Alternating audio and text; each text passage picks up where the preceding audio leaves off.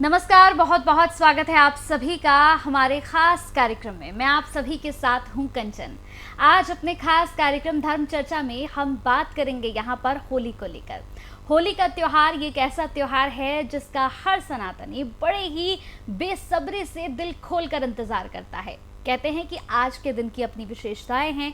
आज के दिन की विशेषताएं इतनी ज़्यादा है कि हर कोई इसका इंतज़ार भी करता है और इस दिन विधि विधान के साथ पूजा अर्चना भी करता है, एक दूसरे को रंग भी लगाते हैं। होलिका दहन को लेकर भी हम बात करेंगे। तो आज बहुत सारी चर्चा होनी है। हमारे साथ हमारे खास मेहमान यहाँ पर जुड़े हुए हैं। हमारे साथ यशपाल महाराज जी हैं, उनका स्वागत कर लेते हैं और होली पर उनसे चर्चा करते हैं। बहुत बहुत स्वागत है महाराज जी। स्वागत के साथ महाराज श्री, सबसे पहले तो आज होली के त्यौहार पर हम चर्चा करने वाले हैं, क्योंकि एक ऐसा त्यौहार है जिसका इंतज़ार हर कोई बड़े पूरा एक साल इंतज़ार करते हैं कि अब होली गई है, अब अगली होली पे हमें क्या क्या करना है। इसकी पहले से ही प्लानिंग होती है सबकी। लेकिन आज शुरुआत मैं करने जा रही हूँ इससे कि ये जो होली का त्यौहार है, ये अगर हम राशियों से शुरू करें कि किस राशि पर किस तरह का प्रभाव रहेगा होली वाले दिन और कौन सा रंग किस राशि के लिए बहुत अच्छा होगा, यहीं से अगर शुरू करें तो बताइए कैसा रहेगा सारी राशियों के बारे में। प्रिय दर्शकों, आप सभी को इस महापर्व होली की बहुत बहुत शुभकामनाएं। साधना गोल्ड की तरफ से भी आपको बहुत बहुत शुभकामनाएं जो ये कार्यक्रम आप तक पहुंचा रहे हैं, क्योंकि अगर हम त्यौहार को विधि के हिसाब से मनाते हैं तो उसका और भी ज़्यादा महत्व बढ़ जाता है और राशियों का तो निश्चित रूप से प्रभाव पड़ता है। जैसे कि 2.25 नक्षत्रों से एक राशि बनती है। एक नक्षत्र में 4 चरण होते हैं, जैसे कि मेष राशि, चू चे चो ला, ये पहला नक्षत्र हो गया। अश्विनी, ली लू ले लो, ये भरणी नक्षत्र के 4 चरण हो गए। और कृतिका नक्षत्र का पहला अक्षर यानी आ, ये 9 अक्षरों से मेष राशि बन जाती है। और जो मेष राशि के मालिक हैं वो मंगल हैं। मंगल का स्वभाव थोड़ा सा क्रोधी होता है, क्रोधी स्वभाव के क्रूर ग्रह माना गया है मंगल को। तो मेष राशि के जो लोग होते हैं उनका स्वभाव थोड़ा सा चिड़चिड़ा हो जाता है, बहुत जल्दी रूठ जाना, बहुत जल्दी नाराज़ हो जाना, गुस्से में आ जाना। तो ऐसी स्थिति में मेष राशि वालों को इस वर्ष लाल रंग से होली खेलनी चाहिए। उसमें थोड़ा चमकीला मिला सकते हैं, कुछ भी आप जो है ना, जैसे अभ्रक होता है चमकीला, अभ्रक लाल गुलाल में मिला करके आप होली खेलेंगे तो वो आपकी सेहत के लिए बहुत अच्छी होगी। ऐसे ही जो दूसरी राशि है वृष, वृष राशि के मालिक शुक्र हैं। तो वृष राशि वालों को सफ़ेद और गुलाबी 2 कलर मिला करके होली खेलनी चाहिए। इससे आपकी सेहत बहुत अच्छी रहेगी, मानसिक तनाव आपका समाप्त होगा। मिथुन राशि यानी तीसरी राशि जो है, इसके मालिक बुध हैं और बुध का जो रंग बताया गया वो हरा रंग है। तो मिथुन राशि वालों को हरे रंग से होली खेलनी चाहिए, या हल्का हरा रंग जो होता है उससे आप होली खेलेंगे तो आपके परिवार में खुशहालियाँ आएंगी, आपका कारोबार दिनों दिन बढ़ता चला जाएगा। और जो कर्क राशि है, चौथी जो राशि है वो कर्क राशि है और कर्क राशि के मालिक है चंद्रमा। कर्कस्याधिपति शशि, यानी जो चंद्रमा है इनका बड़ा शीतल स्वभाव है, बहुत ठंडा स्वभाव है। तो ऐसे लोगों को सफ़ेद और लाल इन 2 रंग से होली खेलनी चाहिए। इससे क्या होगा, उच्च पदवी, समाज में मान सम्मान प्रतिष्ठा आपको प्राप्त होगी। और जो सिंह राशि के व्यक्ति हैं, सिंह राशि वालों को गुलाबी रंग से होली खेलनी चाहिए। ये गुलाबी रंग आपके परिवार में खुशियां लेकर के आएगा, आपके जीवन में खुशियां आएंगी। और जो छठी राशि है, कन्या राशि वालों के लिए हरा रंग और नीला रंग, हरे रंग को नीले रंग में मिला करके इन 2 रंग से आपको होली खेलनी चाहिए। ये आपके लिए बहुत अच्छा रहेगा। इसके बाद में जो तुला राशि है, 7वीं राशि तुला है और तुला राशि के मालिक शुक्र हैं। साइंस अगर आपने पढ़ी हो, साइंस में ग्रहों के बारे में पढ़ाया जाता है कि शुक्र बहुत ही अधिक चमकीले ग्रह हैं। और तुला राशि वालों का स्वभाव क्या होता है, उनको बड़ी जल्दी क्रोध आता है, थोड़े से में ही नाराज़ हो जाते हैं, क्योंकि पेट में गैस बनती है और उस गैस से दिमाग में एकाएक उफान आता है। तो ऐसी स्थिति में आपको सफ़ेद और पीला रंग, ये दोनों रंग मिला करके होली खेलनी चाहिए, ताकि पूरा साल आपका बहुत अच्छा रहे, आपके गुस्से पे काबू रहे और आपको बहुत अच्छा लगे, कोई भी कार्य करने में रुचि से आप कार्य करोगे। और जिन लोगों की वृश्चिक राशि है, वृश्चिक राशि 8वीं राशि कहलाती है और वृश्चिक राशि वालों को स्वभाव बिच्छू जैसा कहा गया है शास्त्रों में, क्योंकि ज्योतिष झूठी नहीं हो सकती है। ज्योतिष को जानना और ना जानना उसके ऊपर बहुत निर्भर करता है। ज्योतिष नेत्र है, शास्त्रों का जो नेत्र है, आँखें हैं जो, वो ज्योतिष है। शब्द शास्त्रम मुखम ज्योतिषम चक्षुषी, यानी वृश्चिक राशि वालों के बारे में ज्योतिष में बताया गया है। इन्हें भी बहुत जल्दी गुस्सा आता है, बहुत जल्दी नाराज हो जाते हैं। तो ऐसी स्थिति में आपको हरे और लाल रंग को मिला करके होली खेलनी चाहिए। ये रंग आपके लिए बहुत अच्छा रहेगा। और प्रिय दर्शकों, जिन लोगों की धनु राशि है, धनु राशि के जो मालिक हैं वो बृहस्पति हैं। धनु राशि के लोगों का स्वभाव कैसा होता है? जड़ तक पहुंचना। अगर कोई बात उठी है तो उस बात की तह तक जाना, ये बात कहाँ से शुरू हुई, क्यों शुरू हुई, किसने शुरू करी, कहाँ तक ये बात का असर होना चाहिए, मतलब वहाँ तक पहुँचने वाले हुआ करते हैं धनु राशि के लोग। तो धनु राशि के लोगों को पीले रंग से और नीले रंग से होली खेलनी चाहिए। ये दोनों ही रंग आपके स्वास्थ्य के लिए, आपके कारोबार के लिए, आपके परिवार के लिए बहुत अच्छा लाभ देने वाले हैं। और जिन लोगों की मकर राशि है, मकर राशि के मालिक भी शनि हैं, क्योंकि मृग कुंभपति शौरी, मकर और कुंभ राशि के मालिक शनि होते हैं। और शनि को कर्म का देवता कहा गया है।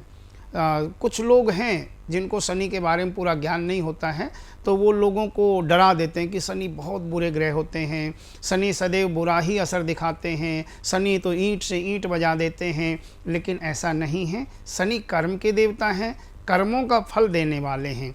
आप जान के करें या अनजाने में करें, छुप करके करें या प्रत्यक्ष करें, तो जो भी आप कर्म करते हैं उसका फल शनि निश्चित देते हैं। इसलिए कर्म करने से पहले सोचा करो कि शनि कहीं न कहीं आपको पटक भी सकते हैं। शनि रंक को राजा बनाने की क्षमता भी रखते हैं। तो जिन लोगों की मकर राशि है उन लोगों को नीले रंग से होली खेलनी चाहिए और नीले रंग का गुलाल लोगों के आप लगाएं और उसके साथ में आप पिंक कलर का भी गुलाल ले सकते हैं। तो इस दो रंगों से आप होली खेलेंगे, ये आपके सेहत के लिए बहुत अच्छी रहेगी।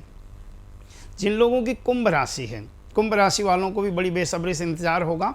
तो बता दूं मैं, कुंभ राशि वालों को सफ़ेद रंग में नीला रंग मिला करके होली खेलनी चाहिए, ताकि आपके जीवन में जो समस्याएं चल रही हैं, जो कार्य आपके रुक रहे हैं, बिल्कुल बनते बनते कामों में रुकावट आ रही है, ये दो रंग आपके कार्यों को निश्चित रूप से बनाएंगे। क्योंकि होली रंगों का त्यौहार है और आप अपनी राशि के अनुसार अगर रंग लेकर के खेलते हैं तो उसका बहुत अच्छा असर होता है।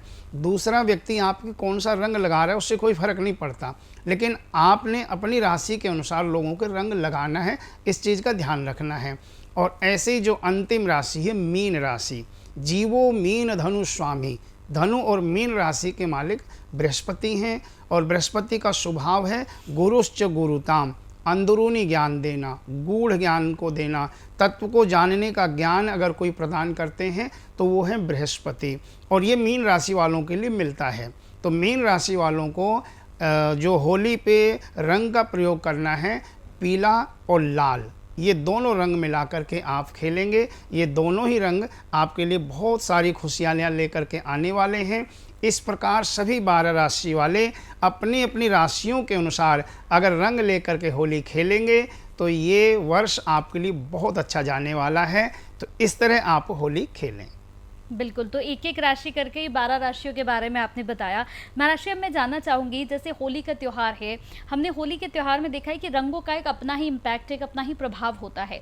क्या, जैसे आपने बताया कि हर एक राशि का आपने बताया कि किसे लाल रंग से खेलना है, किसे हरे रंग से खेलना है, लेकिन लोगों के अंदर ये कन्फ्यूजन्स अब रहेगी कि हमें तो बहुत सारे रंग कोई भी लगा देता है, किसी ने आगे काला रंग लगाया, किसी ने आगे पीला रंग लगाया, तो अगर कोई भी रंग हमारे ऊपर लग रहा है उसका भी कोई गलत हमारे ऊपर असर पड़ता है, या फिर आपने जो रंग हमें बताए हैं सिर्फ वही रंग हम यूज़ करें? बहुत अच्छा प्रश्न है आपका। मैंने ये चीज़ पहले बताई भी है कि आपके ऊपर कौन कैसा रंग लगा रहा है उससे कोई फ़र्क नहीं पड़ता। दूसरा व्यक्ति कोई भी रंग डाले उससे कोई फ़र्क नहीं पड़ने वाला, लेकिन आपने जो रंग का प्रयोग करना है आपकी राशि के अनुसार करना है, जो आपकी राशि के हिसाब से बताया गया है, अपनी राशि के अनुसार आप उस रंग का प्रयोग करेंगे। दूसरा व्यक्ति आपको कोई भी रंग लगाए उससे कोई अच्छा या बुरा असर नहीं होने वाला है। होली का हमारे जीवन पर महाराष्ट्र प्रभाव क्या पड़ता है? क्योंकि हम कहते हैं कि हर एक त्योहार जो होता है वो हमारे जीवन में एक अलग प्रभाव डालता है। चाहे हम रक्षाबंधन की बात करें, भैया दूज की बात करें, होली हमारे जीवन में किस तरह का प्रभाव डालता है? कहते हैं रंगों का त्यौहार है, जीवन में रंग भर देता है। लेकिन अब हम सड़कों पर देखते हैं कि अब होली के त्यौहार को एक अजीब ही मोड़ दे दिया है। होली का त्यौहार मतलब आपको तामसिक घर में खाना बनाना है, आपको चिकन मटन बनाना है, और जो घर के पुरुष हैं वो बैठकर ड्रिंक करते हैं, पत्ते खेलते हैं, इस तरह की चीज़ें भी अब होने लगी है। तो इसका क्या ये असल में महत्व है? ये है होली जो आजकल लोग कर रहे हैं? देखिए, कहा गया है कलिना धर्म मित्रेणा धरेयम बाधिता धुना। ये जो कलयुग का मित्र है ना, अधर्म, इसने लोगों की बुद्धि को भ्रष्ट कर दिया है। वास्तविकता में क्या है, कोई भी पर्व होता है, कोई भी त्यौहार होता है, वो खुशियों के अनुसार मनाने का होता है, परिवार के साथ मिलकर के मनाने का होता है। और रंगों का ये त्यौहार इसीलिए मनाया गया है कि अधर्म के ऊपर धर्म की विजय होना, यानी अधर्म को मिटा देना, लोगों से जो आपके शत्रु भाव थे, जो मन मुटाव थे, उनको मिटा देना, लोगों के रंग लगा करके उनसे गले मिल जाना और अपना अभिमान त्याग करके दूसरे से क्षमा मांग लेना, उसका त्यौहार है ये। आप घर में मांस मदिरा आदि का प्रयोग करेंगे तो उससे क्या होगा, आप घर वालों से क्या बाहर वालों से भी लड़ोगे, दूसरों का सिर फोड़ोगे, दूसरों का सिर फोड़वाओगे। तो ये चीज़ें नहीं करनी चाहिए, यानी तामसी चीज़ों का प्रयोग नहीं करना है। ये जो ताश वगैरह खेलते हैं या जुआ खेलते हैं, तो ये कलयुग का असर है। क्योंकि कलयुग को जो राजा परीक्षित ने स्थान दिए थे वो ज़्यादातर यही स्थान थे, सुरापान, यानी जो लोग शराब पी लेते हैं उनके अंदर कलयुग प्रवेश कर जाता है। फिर वो व्यक्ति खुद कुछ नहीं करता, फिर उससे कलयुग करवाता है। सामने बहन है, माँ है या बेटी है, किसके सामने क्या बोलना चाहिए क्या नहीं बोलना चाहिए। अगर शराब पी रखी है तो उसको, वो व्यक्ति को होश नहीं रहता, क्या बोल जाए कोई निश्चित नहीं, क्योंकि फिर वो नहीं बोलता, फिर वहाँ पे आकर के कलयुग बोलता है। ऐसे ही जहाँ पे जुआ खेला जाता है वहाँ झगड़ा जरूर होता है, क्योंकि जहाँ जुआ खेला जाता है वहाँ पर भी कलयुग का निवास होता है, वहाँ कलयुग आ जाता है। क्रोध है, अगर आदमी मदिरा पिएगा तो निश्चित क्रोध आएगा, क्योंकि जो चीज़ चाह रहा है सामने वाला वो नहीं करेगा, और जब सामने वाला वो नहीं करेगा तो उसको क्रोध आएगा। और आप देखोगे जिसको क्रोध आता है दूसरे का नुकसान कम करता है, अपना नुकसान ज़्यादा करता है। हाथ में मोबाइल लिया हुआ है, गुस्सा आ गया पटक देगा ज़मीन पे, दूसरे का नुकसान नहीं हुआ, खुद का नुकसान कर लिया। क्या पता गुस्से में आकर के दीवार में सिर दे मारे, क्योंकि फिर वो नहीं मारता, फिर कलयुग मारता है। इसीलिए दर्शकों, आप लोगों से मेरा निवेदन है, ये जो होली का पर्व है ये खुशियों का पर्व है। आप अपने घर वालों के साथ में खुशियाँ मनाएं, मिष्ठान खाएं, घर में गुजियाँ बनती हैं, पकौड़ियाँ बनती हैं, गुलगुले बनते हैं, न जाने कितने प्रकार के व्यंजन बनाए जाते हैं इस त्यौहार पे। तो इसलिए आप अच्छी चीज़ें खाएं, तामसी चीज़ें ना खाएं, त्यौहार को त्यौहार के हिसाब से आप मनाएं, ये बहुत अच्छा रहेगा। इसी के साथ महाराष्ट्रीय होली का दिन जो होता है बड़ा पवित्र दिन होता है। बड़ा अच्छा आपने बताया कि एक दूसरे को रंग लगाएं, एक दूसरे को मिठाई खिलाएं, यही इस त्यौहार की खूबसूरती है। लेकिन आजकल हो कुछ और ही रहा है। ऐसे में अगर देखें हम महाराष्ट्र, तो छोटे बच्चे हैं, कई बार कई माता पिताओं का ये प्रश्न होता है कि छोटे बच्चे हैं जो बड़े तो हो रहे हैं उम्र के हिसाब से, दिनों के हिसाब से, लेकिन वो जो उनका मस्तिष्क है वो डेवलप नहीं हो पा रहा है। तो बहुत सारे लोग बताते हैं कि होली के दिन अगर आप कोई उपाय करते हैं तो ये बड़ा कारगर साबित होता है। होली के दिन टोने टोटके बहुत ज़्यादा होते हैं। तो ऐसा क्यों कि बुरी शक्तियाँ जो है वो होली के वक्त में ज़्यादा एक्टिव हो जाती हैं, कैसे? क्योंकि जो होलिका है ये हिरण्यकश्यप की बहन थी, और हिरण्यकश्यप की बहन जब प्रहलाद को जलाना चाहती है तो परमात्मा की कृपा से वो होलिका खुद जल करके राख हो जाती है। तो होलिका को जलाने का मतलब होता है अधर्म को जलाना, बुराइयों को जला देना। तो जब होलिका को जलाया जाता है उस समय जो भी तांत्रिक लोग होते हैं या विद्वान ब्राह्मण भी धागे बनाते हैं लोगों के लिए, वो धागे फिर होलिका की जो तपन होती है, जो आँच होती है, उसमें ले जा कर के उनको घुमाया जाता है, सेका जाता है। फिर वो धागे जिसको बांध दिए जाते हैं पूरे साल के लिए उस व्यक्ति की सुरक्षा करते हैं, क्योंकि फिर हाय है, नज़र है, किए कराए आदि का असर है, ये सब चीज़ें असर नहीं करती हैं अगर वो होलिका वाला धागा आपने बांध रखा है। अच्छा, बीतती सब पे है, होता सब कुछ है, जब तक आपके ऊपर नहीं बीती तब तक लगता है पाखंड है, सब बेकार की बातें हैं। लेकिन जब बीतती है ना तो कोई रास्ता बताने वाला भी नहीं मिलता, फिर सब लूटने वाले ठगने वाले मिला करते हैं। इसीलिए ये जब होलिका का त्यौहार आता है या दीपावली का त्यौहार आता है, उस समय जो भी विशेष शक्तियाँ होती हैं वो जागृत हो जाती हैं। उस समय किसी भी मंत्र का जाप किया जाता है, किसी यंत्र को सिद्ध किया जाता है, कोई भी साधना अगर की जाती है तो वो साधना बहुत जल्दी सिद्ध हो जाया करती है। ये विशेष असर हुआ करता है होली के समय का। तो इसके साथ ही हमने देखा है महाराज जी, आपने भी देखा होगा, जब अभी होली का वक्त है, ये कुछ ही दिन में है, तो जब हम देखते हैं रास्ते में बड़े टोने टोटके करके लोग कुछ ना कुछ डाले रखते हैं। कहीं पर नींबू हरी मिर्च मिल जाएगी आपको, कहीं गुड्डे मिल जाएंगे, कहीं सिंदूर पड़ा हुआ होता है। लोगों को डर लगने लगा है कि अगर इन चीज़ों पे गलती से भी हमारा पैर लग गया तो कहीं हमारे साथ कोई अनहोनी ना हो जाए। तो ये चौराहों पर जो ये डाल देते हैं, क्या ज़्यादा प्रभाव करता है? चौराहे पर ही क्यों टोना टोटका डाला जाता है? देखिए, चौराहा इसलिए बनाया जाता है कि भाई आपके ऊपर जो ओपरी पराई का है या किसी भी चीज़ का है उसका उतारा करके रखा जाता है। लेकिन वो चौराहा कौन से होते हैं? जो गांव से बिल्कुल एकांत में होते हैं, बाहर होते हैं, उन चौराहों पे उतारा रखवाया जाता था। और इन चीज़ों से उसका खुद का लाभ होगा या नहीं होगा, दूसरे व्यक्ति का कई बार बुरा हो जाता है। क्योंकि दूसरे व्यक्ति ने देखा कि मेरा चौराहे पे पैर पड़ गया है तो उसके मन में वहम आ जाता है, और वहम का कोई इलाज नहीं होता, कोई समाधान नहीं होता है।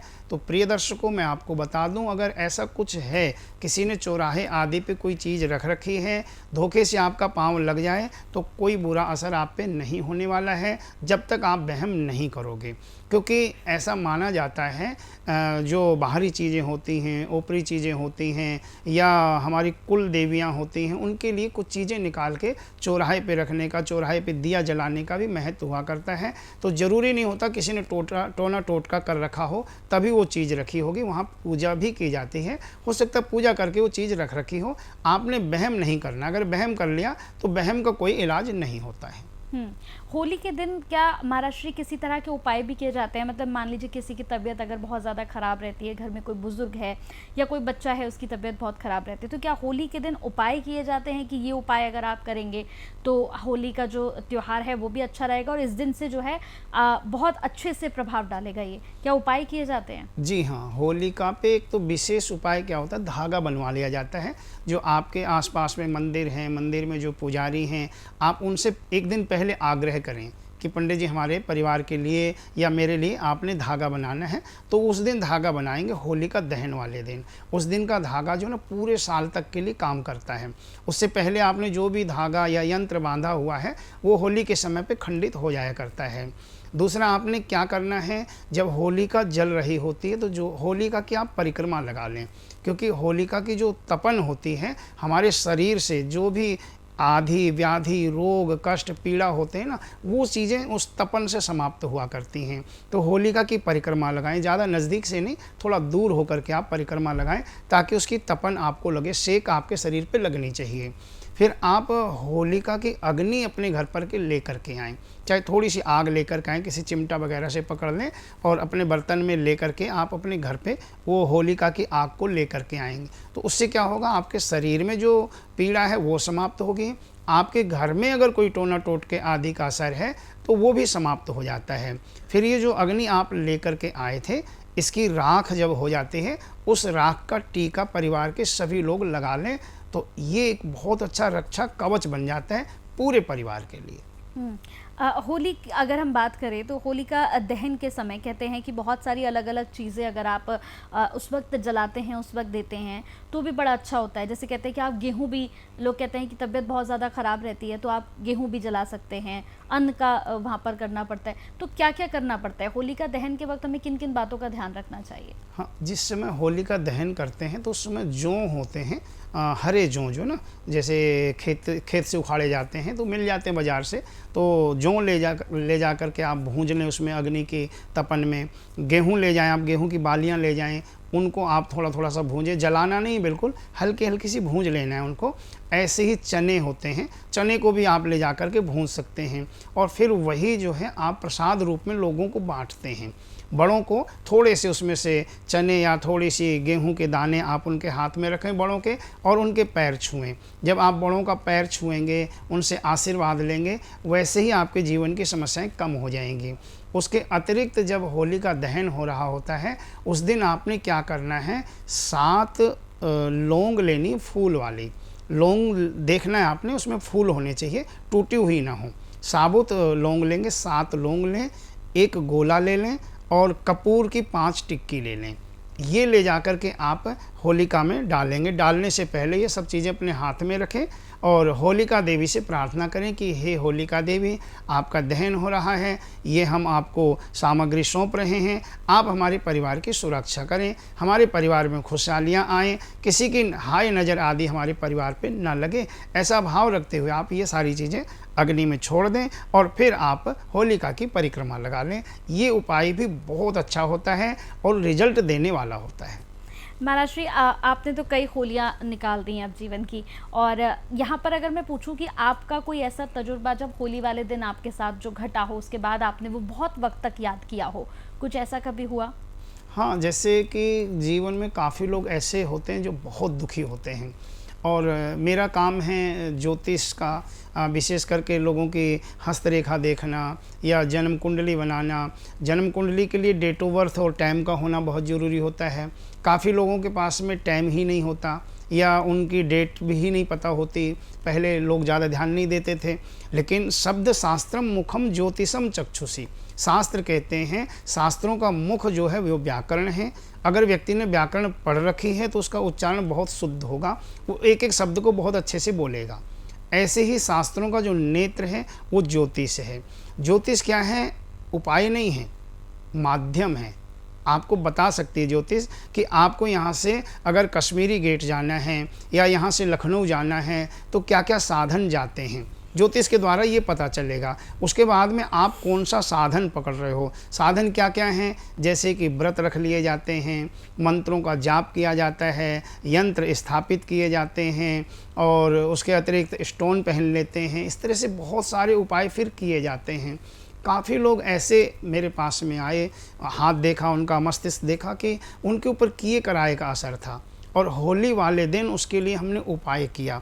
तो जैसे ही उपाय हुआ, 1 हफ्ते के अंदर उस व्यक्ति के अंदर से वो सारी चीज़ें समाप्त हो गई। उसका मन प्रफुल्लित रहने लगा, काम में मन नहीं लगता था बिल्कुल भी, और उसकी रुचि काम में बहुत हो गई। परिवार के अंदर आते उसको क्रोध आने लगता था, और घर से बाहर निकलते ही मन खुश रहने लगता था। अब उल्टा होने लग गया, घर में जब आता है तो मन खुश हो जाता है, उसका प्रसन्न रहता है। मतलब ये चीज़ें ऐसी होती हैं, जब इनका समाधान होता है निश्चित रूप से असर होता है। उपाय, एक एक उपाय का असर जीवन में ज़रूर होता है। अपने जो वैदिक मंत्र हैं, जो वैदिक पद्धति है, इनमें बहुत प्रभाव होता है। विश्वास करके आप देखें। महाराज श्री, होली वाले दिन कुछ लोगों को मैंने देखा है, कुछ महिलाएं होती हैं जो उपवास भी रखती हैं। इस दिन उपवास रख के अगले दिन उपवास खोलती हैं। कुछ हैं जो रात को 12 बजे के बाद उपवास खोलती हैं। तो क्या होली वाले दिन सभी को उपवास रखना चाहिए? हाँ, होली का जो पर्व होता है ये पूर्णमासी के दिन होता है, यानी पूर्णिमा के दिन होता है।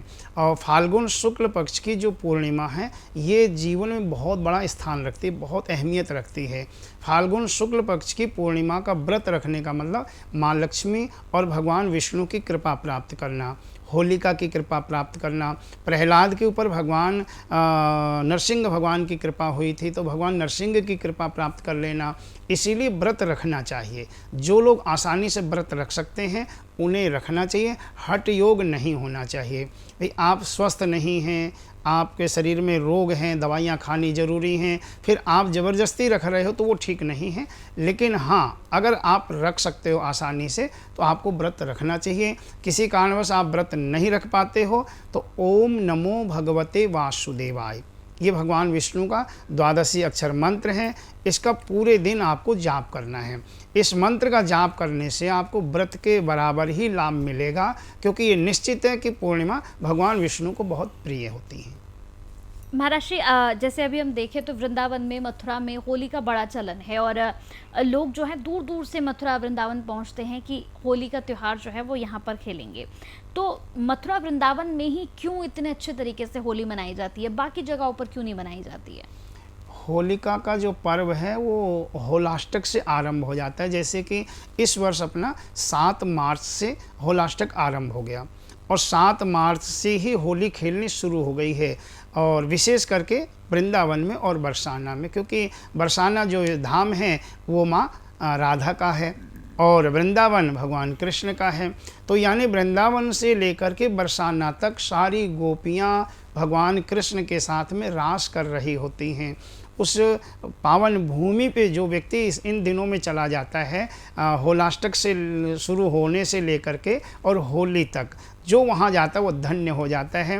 वो ये समझ ले कि जो वहाँ की हवा है, जो वहाँ का वातावरण है, वहाँ पे भगवान कृष्ण और राधा रानी होली खेल रहे हैं, उनका रंग आपके ऊपर भी पड़ रहा है। इसलिए हर व्यक्ति चाहता है कि किसी न किसी तरह से हम भी इस पावन अवसर पर वृंदावन में पहुँच जाएं, बरसाना पहुँच जाएं, क्योंकि वहाँ जाते ही अपने आप महसूस होने लग जाता है वास्तव में यहाँ भगवान राधा रानी के साथ में होली खेल रहे हैं। इसलिए वहाँ का ज़्यादा महत्व बढ़ जाता है। इसके साथ ही हमने महाराष्ट्र मसान की होली के बारे में सुना है बहुत, कि काशी में मसान की होली खेली जाती है, लेकिन इस बार हमने सुना कि उसका लोगों ने विरोध भी किया है कि मसान की होली का हमारे शास्त्रों में कहीं भी जिक्र नहीं है, लेकिन फिर मसान की होली क्यों खेली जाती है? वहाँ पर खेली जाती है जहाँ चिताएँ होती हैं, तो इसका क्या महत्व है? देखिए, विरोध कौन करता है? जिसको पूर्ण ज्ञान नहीं होता है वो विरोध करता है। अच्छा, मसान की होली हर व्यक्ति नहीं खेलता है, हर व्यक्ति को नहीं खेलनी चाहिए। मसान की होली कौन खेलते हैं? जो अघोरी हैं, जिन्होंने घर गृहस्थी को सब कुछ त्याग दिया है और वो नग्न रह रहे हैं, अपने शरीर पे भस्मी को ही रमाते हैं। भगवान शिव अपने शरीर पे भस्मी रमा करके लोगों को क्या कहना चाहते हैं? भैया, एक दिन इस शरीर को भस्म हो जाना है, चाहे राजा हो चाहे रंग को हो, एक दिन मुट्ठी भर राख हो जाना है। शरीर का व्यक्ति को अभिमान होता है। कहा गया है, देहे स्थिमान स रुधिरे भिमतिम त्यजत्वम जाया सुता दिशु सदा ममताम विमुंचा। ये जो परिवार के सदस्य हैं, ये जो परिवार के रिश्ते नाते हैं, ये केवल शरीर तक हैं। आपका शरीर मिटा के रिश्ते नाते खत्म हुए, तो भगवान शिव भस्मी रमा करके शरीर पे लगा करके ये कहना चाहते हैं, भैया एक दिन तुम्हें भी भस्म होना है। इस शरीर का अंत क्या है?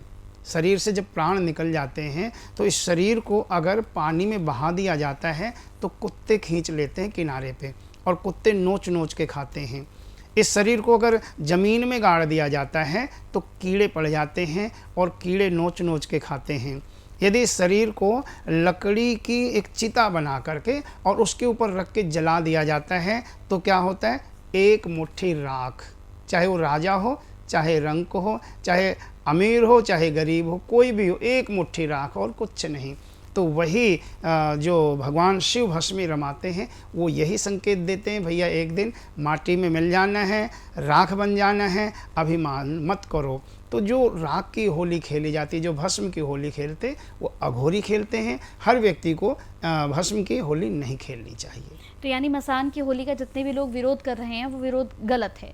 गलत इसलिए है क्योंकि मसान की होली हर किसी को नहीं खेलनी चाहिए। लेकिन हमने देखा है अक्सर महाराष्ट्री कि मसान की होली जब आपने कहा कि अघोरी खेलते हैं वहाँ पर, तो बाकी अन्य लोग भी वहाँ पर पहुँच जाते हैं खेलने के लिए। तो अगर वो उस तरह की होली वहाँ पर खेल रहे हैं तो आपकी नज़र में क्या वो गलत है? बिल्कुल गलत है, क्योंकि देखिए अधूरा ज्ञान बहुत दुखी करता है। अगर आधा ज्ञान है ना, वो खुद को भी दुखी करता है और दूसरे को भी दुखी करता है। ये तो आपका बहुत बड़ा धन्यवाद है और साधना गोल्ड का बहुत बहुत आभार है कि लोगों को ऐसी गहन जानकारियाँ दे रहे हैं, क्योंकि वास्तविकता में सबको इन चीज़ों को पता नहीं होता और देखा देखी वो चीज़ें करने लग जाते हैं। तो प्रिय दर्शकों, आप लोगों से यही अनुरोध करूँगा, आप ऐसी गलती कभी भी ना करें। ये केवल अघोरियों का अधिकार है जो चिता में ही रहते हैं, जिन्होंने शरीर को ही एक किस्म से त्याग दिया है। बस वो नग्न रहते हैं और अपने शरीर पे भस्मी रमाते हैं। ये उनके लिए है, आप लोगों के लिए नहीं है। ऐसे कौन से रंग है महाराष्ट्री जिन्हें इस बार की होली पे हमें खुद से दूर रखना है? जैसे हमने देखा है बहुत सारे लोग जो है काले रंग का बड़ा इस्तेमाल करते हैं और कई तो बड़ी गंदगी तरीके से खेलते हैं, अलग अलग तरीके से काला रंग निकालते हैं, वो लगा देते हैं। तो क्या काला रंग अगर हम खेलें इस होली में तो क्या ये हमारे जीवन में कोई बुरा असर लेकर आएगा? जी बिल्कुल, काला रंग जो है ना आपके लिए अशुभता लेकर के आता है। अगर आप काले रंग का प्रयोग कर रहे हो, दूसरे को लगा रहे हो या दूसरा व्यक्ति आपको लगा रहा है, तो निश्चित है वो हानि पहुंचा रहा है आपको भी और दूसरे व्यक्ति को भी। काला रंग लगाने से आपको क्या क्या हानि होगी? एक तो आपको शारीरिक हानि होगी, आपका शरीर ठीक नहीं रहेगा, साल भर आप शरीर से परेशान रहोगे, कोई ना कोई परेशानी आपके शरीर में लगी रहेगी। अगर कोई बीमारी नहीं होगी तो फिर चोट चपेट आपके लगती रहेंगी, इसीलिए काले रंग से आपको बचना है। धन की हानि होगी आपकी, क्योंकि ये कलयुग का प्रतीक है काला रंग। तो प्रिय दर्शकों, काले रंग का प्रयोग आप अपने लिए भी ना करें और दूसरा अगर आपके ऊपर प्रयोग कर रहा है तो उसको भी आप मना कर दें, ये आपके लिए बहुत अच्छा रहेगा। होली पर धन प्राप्ति का क्या उपाय हम कर सकते हैं महाराज श्री, जिससे हमारे जीवन में धन की प्राप्ति हो हमें? क्योंकि बहुत से लोग हैं जिनका कहना है कि धन प्राप्ति नहीं है, लेकिन होली पे बहुत सारे ऐसे उपाय होते हैं जिससे धन की प्राप्ति हो सकती है। क्या कोई ऐसा उपाय जो हमें धन की प्राप्ति करा दे होली के बाद? हाँ प्रिय दर्शकों, क्योंकि टका कर्म टका धर्म टका ही परमम तपः, यस्य पार्श्वे टका नास्ति ते टक टकायते हाय टका टका। यानी कि जिसके पास में पैसा नहीं है तो फिर उसकी वैल्यू नहीं है, उसकी इज्जत नहीं है, मान सम्मान नहीं मिल पाता है अच्छे से, जो है ना। इसलिए पैसा तो हर काम में ज़रूरी है, पैसा सब कुछ नहीं है लेकिन बहुत कुछ है। और धन की तो हर व्यक्ति को इच्छा होती है। अगर धन नहीं है तो आप पूजा की सामग्री नहीं खरीद सकते, धन नहीं है तो आप व्रत रख रहे हैं तो कुछ अच्छा खा नहीं सकते हैं। इसलिए धन तो हर व्यक्ति को ज़रूरी है। और धन प्राप्ति का बहुत सरल उपाय मैं आपको बताऊं, बाज़ार से आप भोजपत्र लें और अष्टगंध की स्याही बना करके, अष्टगंध मिल जाता है बाज़ार से, जहाँ से भोजपत्र लेंगे वहीं से आपको अष्टगंध भी मिल जाएगा। और एक अनार के पेड़ की टहनी लेनी छोटी सी, उसकी एक कलम बना लें आप अष्टगंध की स्याही से, और उस भोजपत्र के ऊपर आपको लिखना है ओम ह्रीं श्रीं महालक्ष्मी नमः। इस यंत्र पे आपने लिख दिया भोजपत्र पे, और फिर इसी मंत्र का आपको 3 माला जाप करनी है। इसी मंत्र की 3 माला जाप करेंगे आप, और फिर उस भोजपत्र को आप लपेट दें, उस पर एक कलावा लपेट दें या फिर कोई धागा लपेट दें, और फिर आपकी जो तिजोरी है जहाँ पे आप धन रखते हैं वहाँ पे इसको रख दीजिए। देखना आप दिनों दिन आपके यहाँ धन की वृद्धि होती रहेगी। जो आप मेहनत कर रहे हो, आपकी मेहनत के अनुसार आपको लाभ मिलना शुरू हो जाएगा। ये नहीं कर पाते हो तो आपको 2 गोमती चक्र और 2 कोड़ी ये बाज़ार से लेकर के आनी है। एक पीले कपड़े में इन दोनों को आपने बांधना है, पोटली बना लेनी है उसकी, और जहाँ होलिका दहन होता है वहाँ इसको लेकर के जाएं। होलिका के पास में थोड़ा इसको घुमा लें और फिर ला कर के अपनी तिजोरी में या जहाँ आप अपना धन रखते हो वहाँ पर रख लीजिए। फिर देखना आपके यहाँ धन की वृद्धि होगी और बरकत होनी शुरू हो जाएगी। होली पर ऐसी कौन कौन सी चीज़ें हैं महाराज श्री जो हमें इग्नोर करनी है, जो हमें इस बार बिल्कुल भी नहीं करनी है, और अगर हम वो करते हैं तो हमारे जीवन पर भी प्रभाव पड़ेगा, हमारी तबीयत भी खराब रहेगी? तो ऐसी कौन कौन सी चीज़ें हैं जो हमें इस बार होली में बिल्कुल नहीं करनी है? प्रिय दर्शकों, सबसे पहला काम तो आपको करना है, आपके घर में मांस मदिरा का प्रवेश नहीं होना चाहिए, ये बिल्कुल वर्जित है। उसके अतिरिक्त आपको क्रोध नहीं करना है, किसी के ऊपर भी गुस्सा न करें, क्योंकि आपने क्रोध किया तो आपकी जीवन भर की तपस्या की हुई समाप्त हो जाती है होली के दिन। अगर आप क्रोध कर रहे हो तो इस चीज़ का ध्यान रखना है, किसी को अपशब्द नहीं बोलना है, क्योंकि कई बार आज सामने वाला कुछ भी बोल जाता है। ये जो पर्व है ये गुस्से को मिटा करके प्रेम को बढ़ाने का पर्व है, बुराइयों को मिटा करके अच्छाइयों की ओर बढ़ने का पर्व है। यदि किसी से आपकी बुराई चल रही है तो आप उसे गले से लगाएं, उस बुराई को मिटाएं, उसका पर्व है। तो इसलिए गुस्सा नहीं करना है, किसी को अपशब्द नहीं बोलने हैं। और इस दिन कोशिश करें आप रात्रि के 12 बजे तक तो ज़रूर जागें, जागरण करना चाहिए इसमें। यानी दिन में भी आप भगवान का भजन करें, रात्रि के 12 बजे तक आप भजन ज़रूर करें। वो भजन किसी प्रकार का हो सकता है, आप किसी मंत्र का जाप करें या किसी भी स्तोत्र का पाठ करें, हनुमान चालीसा का पाठ करें, आप सुंदरकांड का पाठ करें, कनकधारा स्तोत्र आता है। और कनकधारा स्तोत्र का जैसे पहला श्लोक मैं आपको बोलूं, बड़ा सुंदर होता है। ओम अंगम हरे पुलक भूषणमाश्रयन्ते भृंगांगनेव मुकुला भरणं तमालम। इस तरह जो ना 16 सूक्त होते हैं कनकधारा में, और इसी प्रकार श्री सूक्त होता है माँ लक्ष्मी का। इनका आप पाठ करें, दिन में हो सके दिन में करें या शाम में करें या रात्रि में करें, तो इससे क्या होगा, घर में बरकत होगी, घर में प्रेम बढ़ेगा। सबसे बड़ा सुख क्या है, घर में सुख शांति का होना, वो सबसे बड़ी संपत्ति है। अरबों खरबों की संपत्ति है, गाड़ी कोठी बंगले हैं, घर के 4 सदस्य भी आपस में बैठ के बातें नहीं करते हैं प्रेम से, तो उस संपत्ति का क्या करोगे आप। तो सबसे बड़ी संपत्ति अगर कोई है तो वो है घर की सुख शांति, और ये सब पाठ करने से घर में सुख शांति आएगी, घर में बरकत होगी। महाराज श्री, आप भजन भी बहुत अच्छे गाते हैं। हमने आपके बारे में जितना सुना है और जितना पढ़ा है, तो आप भजन भी बहुत अच्छे गाते हैं। तो होली का कोई ऐसा भजन जो आपको बहुत ज़्यादा पसंद हो, आप एक बार गुनगुनाएं। देखिए, होली के तो बहुत सारे भजन हैं ऐसे, और बांके बिहारी जी में तो आप धूम मची हुई है, जिसको देखोगे वही उछल रहा है, नाच रहा है, गा रहा है। और राधा रानी के ऊपर रंग फेंका जा रहा है, कन्हैया के ऊपर रंग फेंका जा रहा है। तो इसलिए भगवान कृष्ण के जो भजन हैं उनमें बहुत रस है।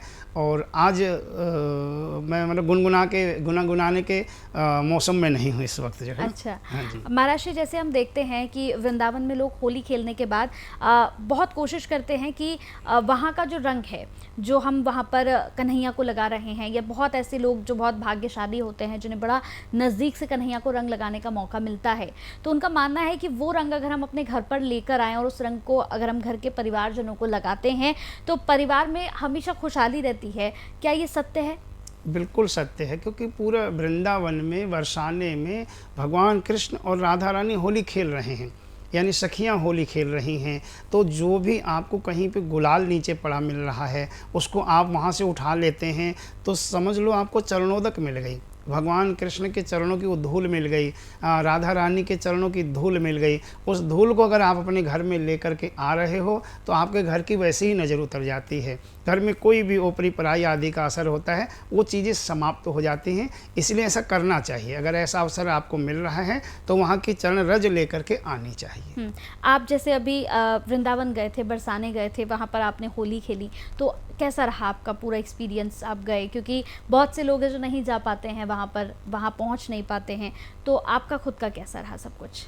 बहुत अच्छा लगा। ऐसा लग रहा था कि वास्तव में जो महारास हुआ होगा तो कितना सुंदर दृश्य रहा होगा वो।